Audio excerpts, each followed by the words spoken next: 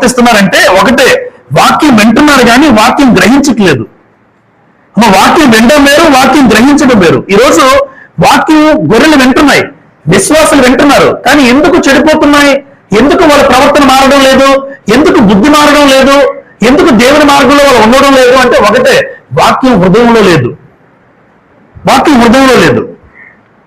హృదయంలో ఉంటే వాడు చూపేందుకు అలా ఉంటది, హృదయంలో ఉంటే వాడు ప్రవర్తన ఎందుకు ఎలా ఉంటుంది? హృదయంలో ఉంటే పెద్దలతో ఎందుకు అలా ప్రవర్తిస్తున్నాడు? ఆ అమ్మాయి ఎందుకు ఆ తల్లిదండ్రులతో అలా ప్రవర్తిస్తుంది? ఆ అబ్బాయి ఎందుకు అంత దోషణ పాలుగా తల్లిదండ్రులతో మాట్లాడుతున్నాడు, ఎటకారంగా మాట్లాడుతూ ఉంటాడు? ఎందుకు ఆ బ్రతుకొచ్చింది యవనస్తుల్లో అంటే వాక్యం వింటారు కానీ గ్రహింపు రాదు. దేవుడు ఎన్నో మార్లు హెచ్చరిస్తూ ఉన్నా ఎందుకు నేను చెడిపోతున్నాను అనుకోవాలి. అయ్యా నేను ఎందుకు చెడిపోతున్నాను? నా ప్రవర్తన ఏంటి ఇంత దిగజారిపోతుంది?